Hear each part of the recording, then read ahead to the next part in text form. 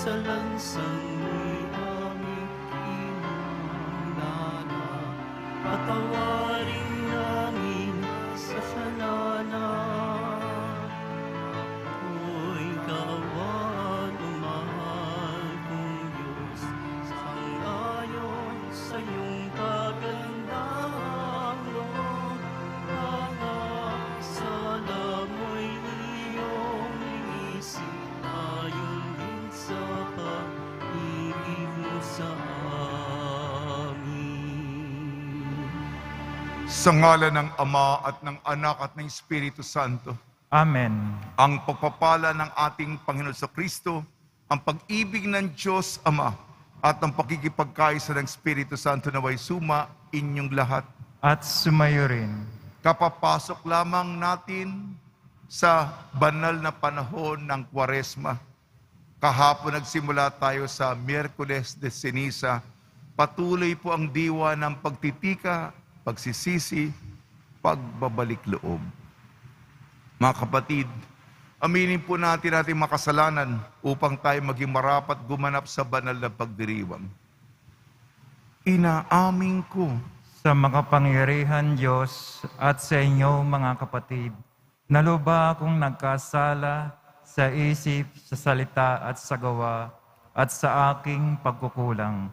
Kaya isinasamo ko sa mahal na Birheng Maria, sa lahat ng mga anghel at mga banal, at sa inyo mga kapatid, na iko'y pinalangin sa Panginoong ating Diyos. Kaawaan tayo ng makapangyarihan Diyos. Patawarin tayo sa ating makasalanan at patnubayan tayo sa buhay na walang hanggan. Amen. Panginoon, kaawaan mo kami. Panginoon, kaawaan mo kami. Kristo, kaawaan mo kami. Kristo, kaawaan mo kami. Panginoon, kaawaan mo kami. Panginoon, kaawaan mo kami. Manalangin tayo. Ama naming makapangyarihan, sa iyong pagtataguyod, ang aming mga ginagawa ay iyong pangunahan, at sa iyong tulong ay iyong subaybayan, upang lahat ng aming ginaganap ay sa iyo magbuhat, at sa pamamagitan mo rin humantong sa wakas, sa pamamagitan sa Kristo, kasama ng Espiritu Santo, magpasawalang hanggan. Amen. Magsiyo po muna ang lahat. Pagbasa mula sa aklat ng Deuteronomio. Sinabi ni Moises sa mga tao, "Nasa inyo ngayon ang kapasyahan. Kayo ang pipili ng buhay at kasaganaan o ng kahirapan at kamatayan. Kapag sinunod ninyo ang kautusan, inibig ang Panginoon at nilakaran ang kanyang mga landas, pagpapalain niya kayo sa lupaing ibibigay niya sa inyo. Mabubuhay kayo ng matagal at kanyang pararamihin kayo. Ngunit, kapag tumalikod kayo sa Kanya at naglingkod sa ibang Diyos, ngayon pa'y sinasabi ko sa inyong malilipol kayo, hindi kayo magtatagal sa lupaing tatahanan ninyo sa ibayo ng Hordan. Saksi ko ang langit at ang lupa na ngayoy inilalahad ko sa inyo ang buhay o kamatayan, at ang pagpapala o sumpa. Kaya piliin ninyo ang buhay para kayo at ang inyong lahi ay magtagal. Ibigin ninyo ang Panginoon, makinig sa kanyang tinig, at manatiling tapat sa kanya. Sa gayon, mabubuhay kayo ng matagal sa lupaing ipinangako niya sa ninuno ng inyong sina Abraham, Isaac, at Jacob. Ang salita ng Diyos. Salamat sa Diyos. Mapalad ang umaasa sa Panginoon tuwina. Mapalad ang umaasa sa Panginoon tuwina. Mapalad ang taong hindi naaakit niyong masasama upang sundan niya ang kanilang payo't maling halimbawa. Hindi sumasama sa sinumang taong ang laging adhikay, pagtawanan lamang at hamak-hamakin ang Diyos na dakila. Nagagalak siyang laging magsaliksik ng banal na aral. Ang utos ng poon, siyang binubulay sa gabi at araw. Mapalad ang umaasa sa Panginoon tuwina. Ang katulad niya'y isang punong kahoy sa tabing batisan. Sariwa ang dahot, laging namumunga sa kapanahunan. At anumang gawin ay nakatitiyak na magtatagumpay. Mapalad ang umaasa sa Panginoon tuwina. Ngunit ibang-iba ang masamang tao. Ipa ang kawangis. Siya'y natatangay at naipapadpad kung hangi umihip. Sa taong matuwid ay Panginoon ang siyang mag-iingat. Ngunit kailanman ang mga masama ay mapapahamak. Mapalad ang umaasa sa Panginoon tuwina. Magsitayo na po ang lahat.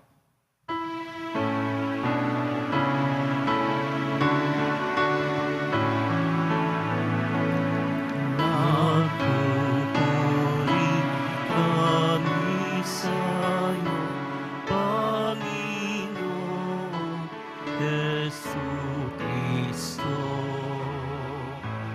Nagpupuri kami sa'yo, Panginoon Jesucristo.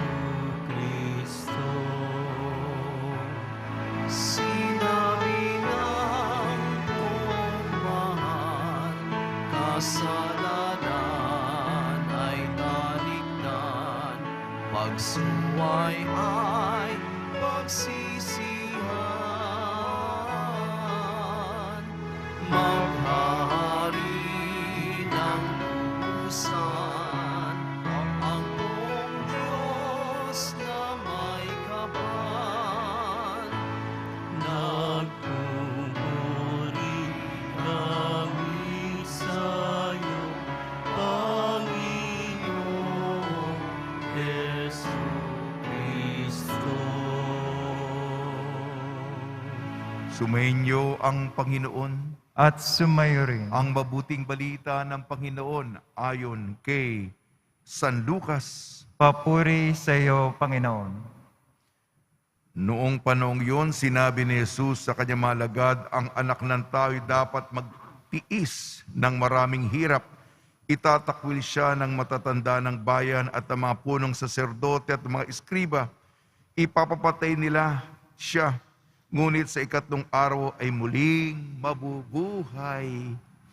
At sinabi niya sa lahat, kung ibig nino man sumunod sa akin, limutin niya ang ukol sa kanyang sarili, pasanin araw-araw ang kanyang krus at sumunod sa akin. Ang naghahangad magligtas na kanyang buhay ay siyang mawawalan nito. Ngunit ang mag-alay na kanyang buhay alang-alang sa akin ay siyang magkakamit noon. Ano nga ang mapapala ng tao? Makamtan man niya ang buong sanlibutan kung ang katumbas naman ito ang kanyang buhay.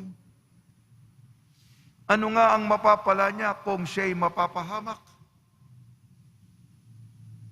Ang mabuting balita ng Panginoon. Pinupuri ka namin, Panginoong Jesucristo. Magsiyo po muna tayong lahat. Binabati po namin kayo sa pagpapala, pagbibindisyon, pagbibiyaya, pagkakaloob ng napakaraming grasya mula sa ating mabait na Panginoong Jesucristo. Salamat po sa inyo, ang ating munting simbahan. Basta Kwaresma, dinadayo ng napakakapal na tao. Salamat po sa inyong partisipasyon. At ang mata ng bansa at ng mundo ay nakatingin sa atin. At Tinataguyod ko po yung mga tradisyon. Kanina, yung tono ng pabasa, no, no, no, no, no, no, no, no. Yung iba ay sinaluma na yan, Father. Eh tayo, ako, kahit humili ako, ayan, iilan lang naman ang talagang nagtataguyod, nagkakampyon. Matapang na sinusugid na huwag mamatay ito. Sapagkat para sa ating Pilipino, bahagi ito. Kaya kailangan ipaliwanag. Paalala na lang. Pasensya na po kasi may mga bagay na namamatay. Nakikita mo na lang na nakakaligtaan na at ang bilis ng takbo ng mundo at iba pa nagkakabalahan. Hindi po ba? Ang ating unang pagbasa, Deuteronomo. Gayon din ang Ebanghelyo ni San Lucas. Pipili po tayo. Paalala po sa atin. Sa gawing isang panig ang sa Ebanghelyo yung kapahamakan. Tapos buhay. Kapahamakan, buhay. Kamatayan o buhay. Sumpa o pagpapala. Alam na natin yan. Sa madalit sabi, impyerno o langit. Sabi po ng unang pagbasa, Deuteronomo, piliin po natin ang buhay at hindi kamatayan. Piliin po natin ang pagpapala, hindi isang pag-iiral na isang sumpa. Paalala po sa atin yan. At paano natin, ayon sa Ebanghelyo, matutupad ito? Yung hindi tayo mapapahamak, buhay na walang hanggan. Sundin po natin si Jesus. Ang suma total ng kanyang buhay, yung tinatawag na Misteryong Pascual, ang pasyon, kamatayan at muling pagkabuhay ng Panginoon. Tularan po natin, sumunod tayo, tumalima po tayo. Kung paano si Jesus ay may kanyang pasyon, ay maghihirap din tayo, magtitiis din tayo, wag natin iwasan ang pagpasa ng krus at mamamatay tayo sa sarili. Ay, alam ko, hindi po madali yun. Kahit ako rin po, sino ba gustong mamatay? Pero pipiliin natin mamatay sa sarili araw-araw. Yung mga gusto, hilig, kapritsyohan, kalokohan natin, yung natutukso tayo, yung mahinang sarili natin, kaunting disiplina, timpila natin. Alang-alang sa mga mahal natin sa buhay at doon tayo makikibahagi sa kanyang kaluwalhatian. Sa tulong ni Maria ni San Jose, salamat po. Nawa po, piliin po natin ang buhay at ang pagpapala ng Panginoon. Magsitayo na po ang lahat. Minamahal ko mga kapatid, tinatawag tayo ng Panginoong Hesus upang sumunod sa Kanya. Magpasa ng krus katulad niya at ihabilin sa Kanya ang lahat ng nagdurusa. Tugon po natin, Jesus, loobin mo ang iyong krus, ang aming maging kaligtasan. Jesus, loobin mo ang iyong krus, ang aming maging kaligtasan. Bilang kasapi ng simbahan, naway maisabuhay natin ang diwa ng krus at maging handang magpakasakit para kay Kristo at sa Ebanghelyo.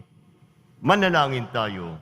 Jesus, loobin mo ang iyong krus, ang aming maging kaligtasan. Ang mga pinuno ng ating bayan, naway mahabag sa mga mahihirap at gawin ang mga nararapat upang puksain ang pang-aapi. Manalangin tayo. Jesus, loobin mo ang iyong krus ang aming maging kaligtasan. Ang mga nagdurusa, mga dukha, may sakit, may kapansanan at mga bilanggo, naway hindi mawala ng pag-asa. Bagkus ay makaranas na nagpapaginhawang pag-ibig ng Diyos, manalangin tayo. Jesus, loobin mo ang iyong krus ang aming maging kaligtasan. Ang mga nag-iisa sa buhay, naway makatagpo ng mga taong handang dumamay sa kanilang mga problema sa buhay, manalangin tayo. Jesus, loobin mo ang iyong krus ang aming maging kaligtasan. Diyos naming Ama, ang pagpapakasakit at pagkamatay ng iyong anak, ang nagbigay ng buhay sa mundo, hiniling namin ito sa pamamagitan ni Kristong aming Panginoon. Amen. Magsiyo po muna ang lahat.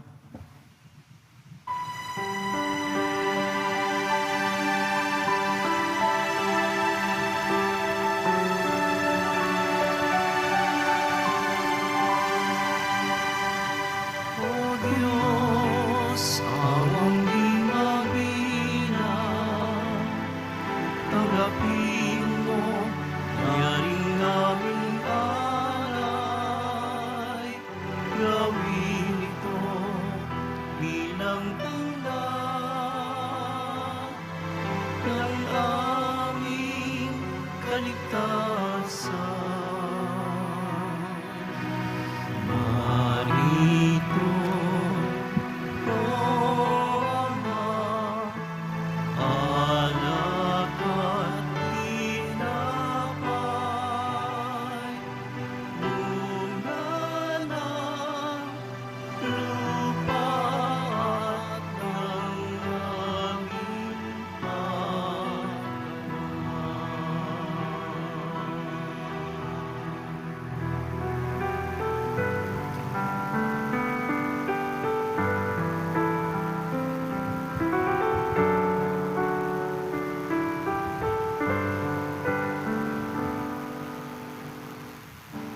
Magsitayo na po ang lahat. Manalangin kayo mga kapatid upang ang ating paghahain ay kalugdan ng Diyos amang makapangyarihan. Tanggapin nawa ng Panginoon itong paghahain sa iyong mga kamay, sa kapuri niya at karangalan, sa ating kapakinabangan at sa buong sambayan niyang banal. Ama namin lumikha, tunghayan mo ang mga alay naming sa dambana ay nakahain upang ang iyong minagandang loob na ibigay ay aming maihandog sa pagsamba sa iyong ngalan sa pamamagitan ng Kristo kasama ng Espiritu Santo magpasawalang hanggan. Amen. Sumainyo ang Panginoon. At sumayo rin. Itaas sa Diyos ang iyong puso at diwa. Tinaas na namin sa Panginoon. Pasalamatan natin ang Panginoong ating Diyos. Marapat na siya ay pasalamatan. Ama naming makapangyarihan, tunay nga marapat na ikaw ay aming pasalamatan sa pamamagitan ng Kristo na aming Panginoon. Sa aming kusang pagtitiis ng hirap, tinutulungan mong aming maitumpak ang kinamihas ng pagsalungat sa pananagutang iyong iniatas, sa aming pagtulad sa anak mong mahal, na nagpakasakit para sa tanan, ang pagsisikap namin iyong kinalulugdan, at ang pagpapakabuti namin iyong ikinararangal. Kaya kaisa ng mga anghel na nagsisiawit ng papuri sa iyo nang walang humpay sa kalangitan, kami nagbubunyi sa iyong kadakilaan.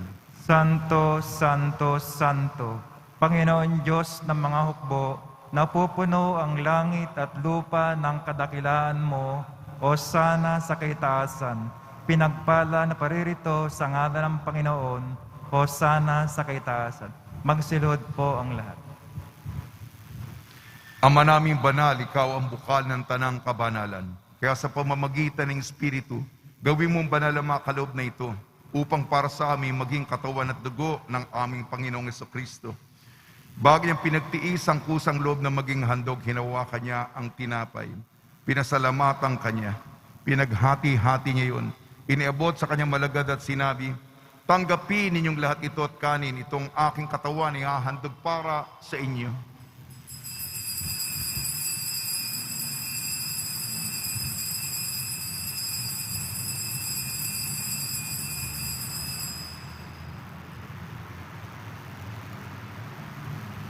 Gayon din naman nang matapos ang hapunan, hinawakan niya ang kalis, muli kanyang pinasalamatan. Inibot niya ang kalis sa kanyang malagad at sinabi, "Tanggapin ninyong lahat ito't inumin. Ito ang kalis ng aking dugo, nagbago at walang hanggang tipan. Aking dugo na ibubuhos para sa inyo at para sa lahat. Sa ikapagpapatawad ng mga kasalanan, gawin ninyo ito sa pag-alala sa akin."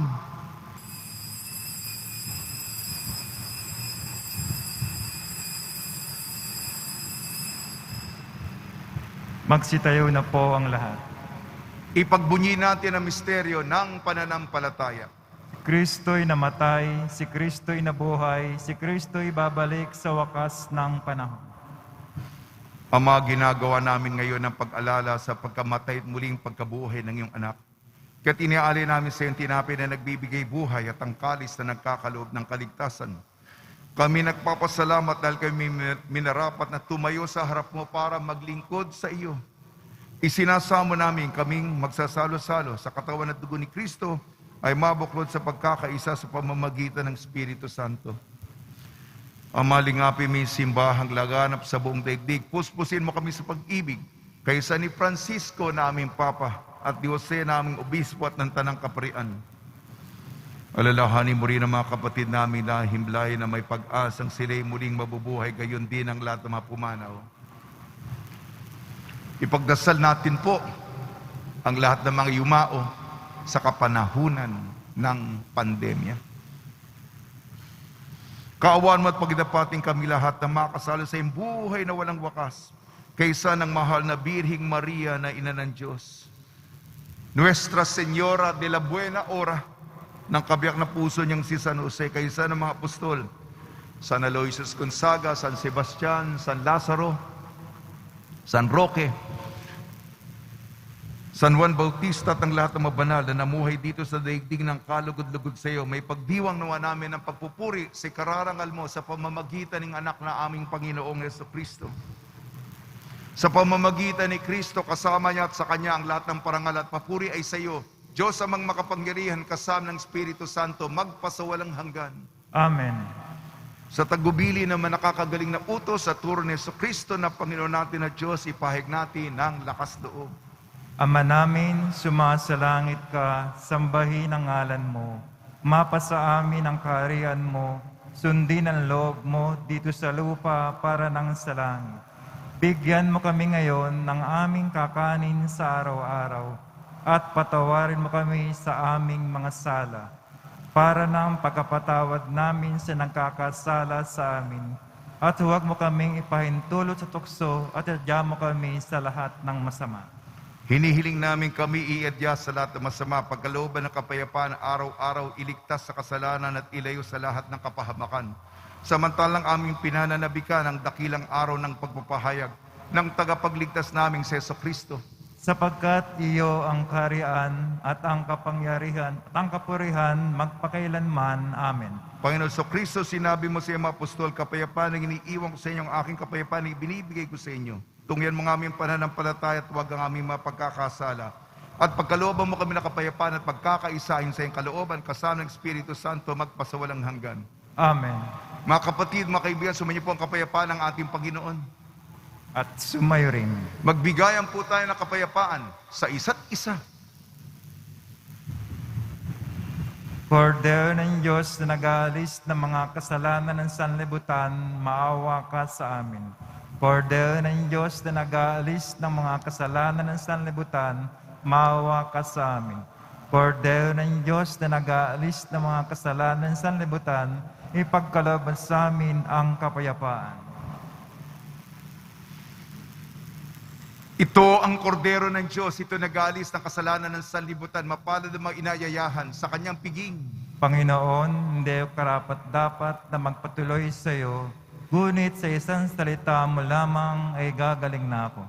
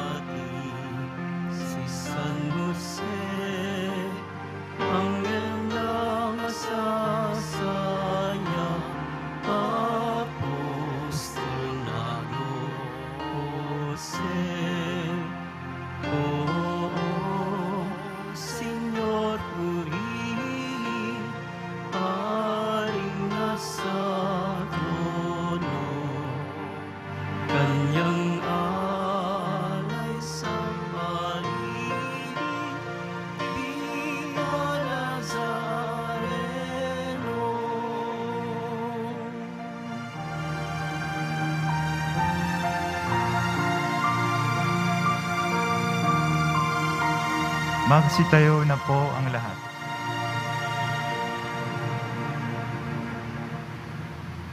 Manalangin tayo.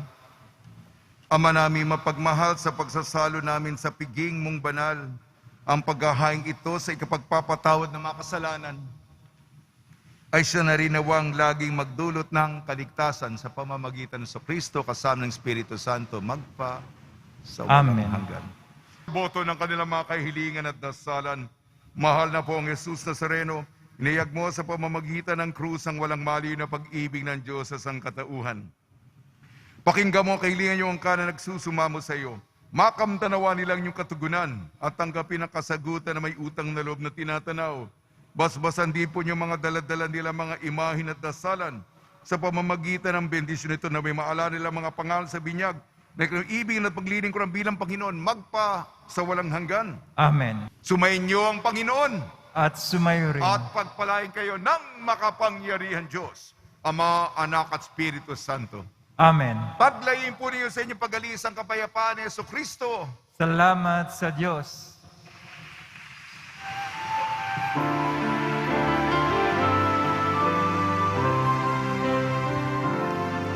Nuestro Padre Jesus Nazareno, sinasamba ka namin,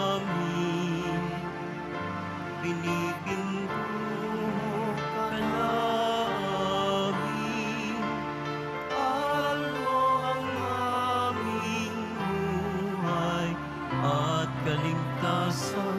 Nuestro Padre Jesus Nazareno, iligtas mo kami sa kasalanan.